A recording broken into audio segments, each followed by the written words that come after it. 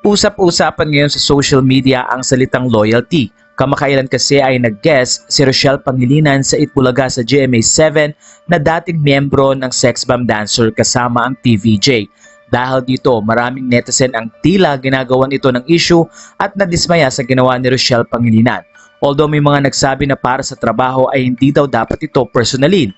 Kaya naman nagtaka rin sila sa post ngayon ni Jopay Pagya sa kanyang Facebook page na ang topic ay pasasalamat at loyalty sa TVJ. Nang dahil sa TVJ, talaga namang nakilala ako ng gusto.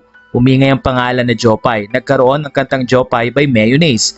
Day 17, Monday to Friday, tapos meron pang kaliwat kanan na guesting sa GMA at mga racket sa labas. At nakapunta pa kami sa ibang bansa para mag-perform at nakapag-guest sa ibang channel. Nagkaroon ng mga commercials, ibang klase talaga magpasikat ang TVJ, talagang re-respetuhin ka ng mga tao at mamahalin. Dagdag pa ni Jopay, hindi niya makakalimutan ang mga natutunan niya sa Itbulaga, kaya naman nalungkot siya nang mawala na ang TVJ sa Itbulaga sa Channel 7. Ayon sa kanya, masakit ito sa dibdib at hindi nga niya inaasahan na ganun ang mangyayari.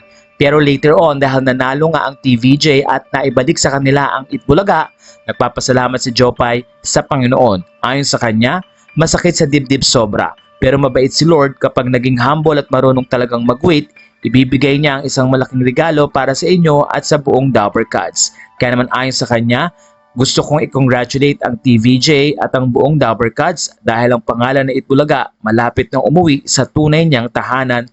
I love you all and I miss you.